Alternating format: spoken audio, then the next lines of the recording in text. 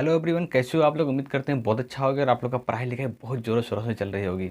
Actually लगातार इस related video नहीं आ पा रही थी कि सीए फाउंडेशन जून 2024 से रिलेटेड स्ट्रेटेजी या पढ़ाई रिलेटेड कैसे क्या करना है।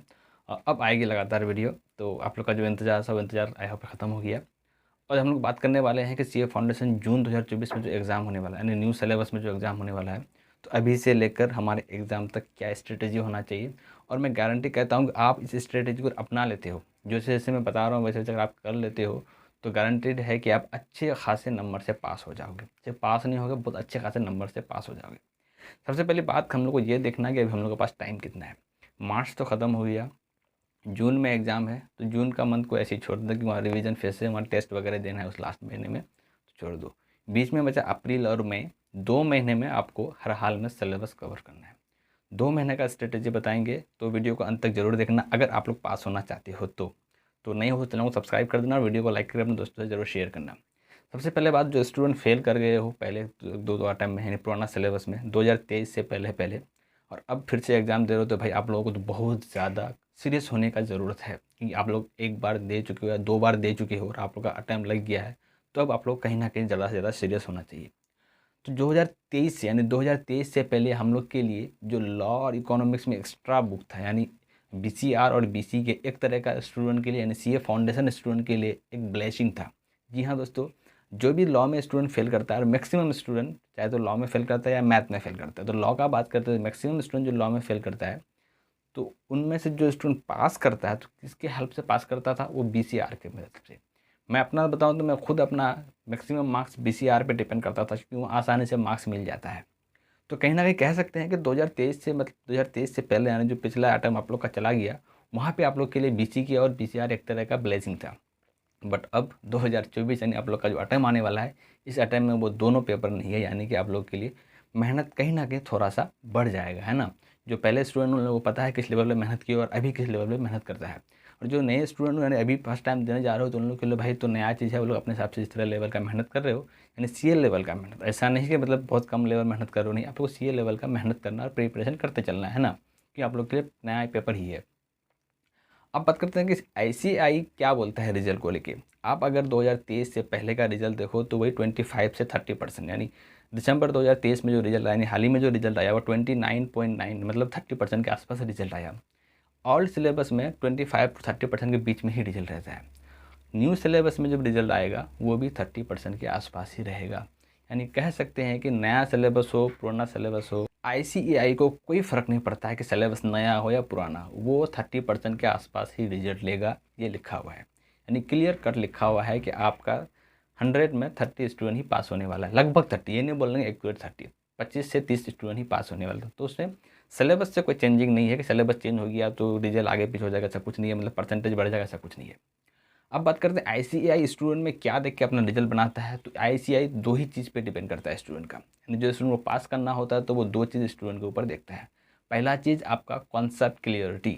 आईसीएआई साफ साफ बोलता है कि हमको स्टूडेंट में बस दो ही चीज़ देखना है। पहला चीज़ कॉन्सेप्ट क्लियरिटी, आपका कॉन्सेप्ट क्लियरिटी कितना मजबूत है।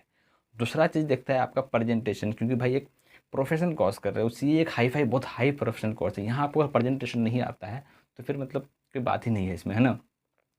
तो दो चीज़ आपका होना ही चाहिए, एक कॉन्सेप्ट क्लियरिटी, एक प्रेजेंटेशन है, दो चीज़ आपका होना चाहिए। आप अगर सीए करना चाहते हो तो आप ये चीज़ भूल जाओ कि हम बिना कॉन्सेप्ट का या बिना प्रेजेंटेशन का पास हो जाएंगे, तो ये भाई पॉसिबल नहीं है ना।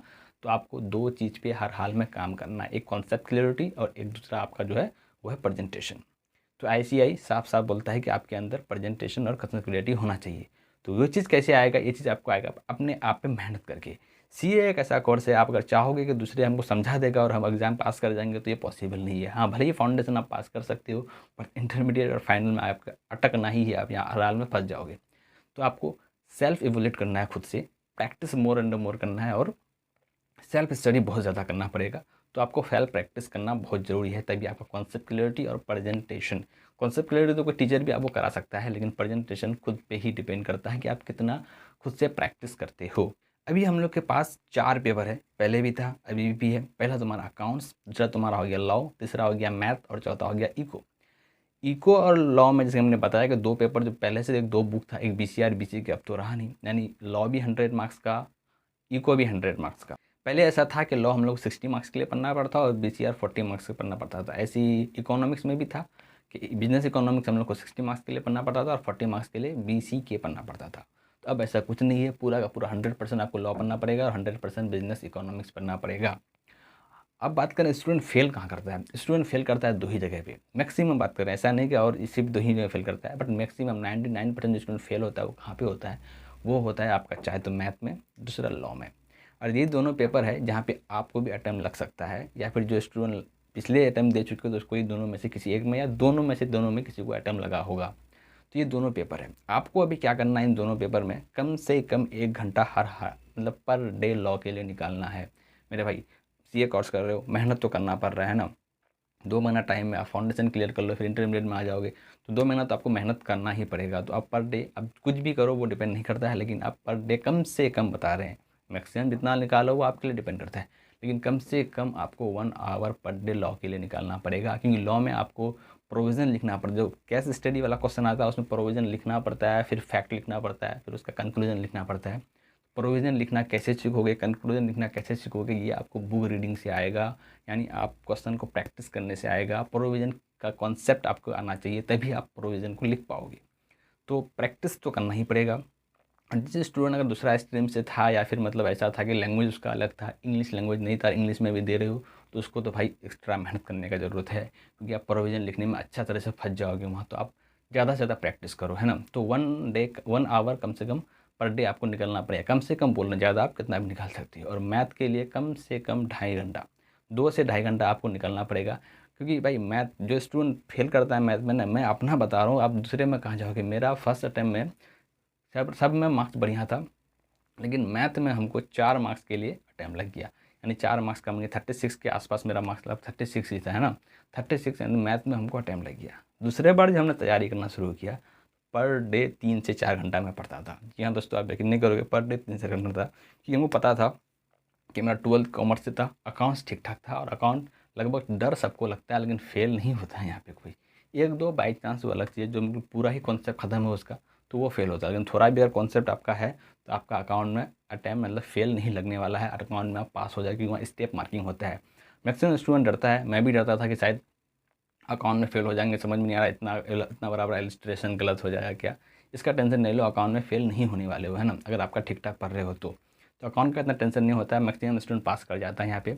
इकोनॉमिक्स में तो भाई एग्जाम्सन पेपर है, वहाँ तो 60+ आपका आना ही चाहिए। जब मैं फेल हो गया था सेटअप में, उस सेटअप में भी मेरा 80 मार्क्स था इकोनॉमिक्स में, जो एग्रीगेट करने में बहुत ज़्यादा हेल्प करता है। तो अब इकोनॉमिक्स एक पेपर जो आपका फेवरेट हो, तो सबका लगभग इकोनॉमिक्स ही रहता है, क्यों आसान पड़ता है। तो इकोनॉमिक्स का एक पेपर को फेवरेट बनाओ, और वहाँ पे ना एग्जाम्सन मार्क्स मतलब 60+ मार्क्स लाने का कोशिश करो आप, ज़्यादा से ज़्यादा, मतलब 60 तो नॉर्मल रहा, 80 के आसपास आप वहाँ पे रखो। उससे क्या होता है ना, जो पेपर आपका मतलब कमज़ोर है, जैसे लॉ हो गया, मैथ हो गया, वहाँ 40% आया, 40 मार्क्स आया, और बाकी जगह ज़्यादा मार्क्स आया, तो एग्रीगेट आपको ला दिया, क्योंकि 200 नंबर भी तो लाना है ना, 50% एग्रीगेट भी लाना है। तो एक पेपर आपको हर हाल में मजबूत बनाना है, और वहाँ पे कमांड करना है, ताकि हमको एग्रीगेट लाने में हेल्प करे। तो एक पेपर को आपको लेके चलना है।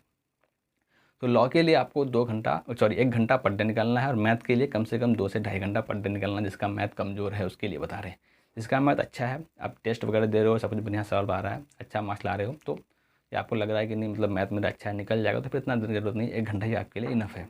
बाकी जो स्टूडेंट पहले मैथ में फेल कर चुके हो, या फिर अभी दे रहे हो और मैथ आपका कमज़ोर है, तो भाई आपको कम से कम 2 से 2.5 घंटा निकालना ही पड़ेगा, इसमें कोई कंप्रोमाइज़ मत करना।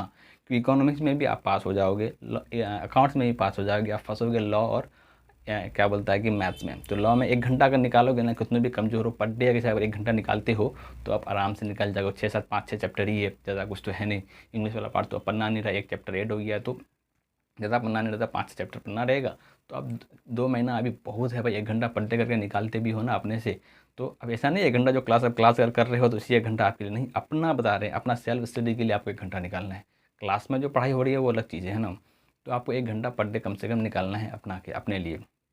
तो लॉ के लिए 1 घंटा, और मैथ के लिए कम से कम 2.5 से 3 घंटा, ये सब चीज़ तक आपको पास करने में बहुत ज़्यादा हेल्प करेगा। बाकी अभी जो है ना, जैसे हम लोग का मई में एग्ज़ाम है, हम लोग का 3, 5, 7 ऐसे ही मेरा एग्ज़ाम है। तो मेरा जैसे ही मई में एग्ज़ाम ख़त्म होता है, उसके बाद फिर पूरा आपके फाउंडेशन से रिलेटेड लग जाएंगे आप लोगों के लिए, कैसे कैसे क्या करना है। आप लोगों को बहुत सारा क्वेश्चन देंगे, बहुत सारा शेट देंगे, प्रैक्टिस करने के लिए क्वेश्चन देंगे। तो आपको जो है ना टेलीग्राम चैनल डिस्क्रिप्शन में मिल जाएगा, वहाँ से आप ज़रूर ज्वाइन हो जाना, क्योंकि वहाँ बहुत ज़्यादा बेनिफिट होने वाला है। अभी थोड़ा टाइम नहीं दे पा रहे, क्योंकि मेरा भी एग्ज़ाम है मई में, आप लोग से पहले मेरा एग्ज़ाम है।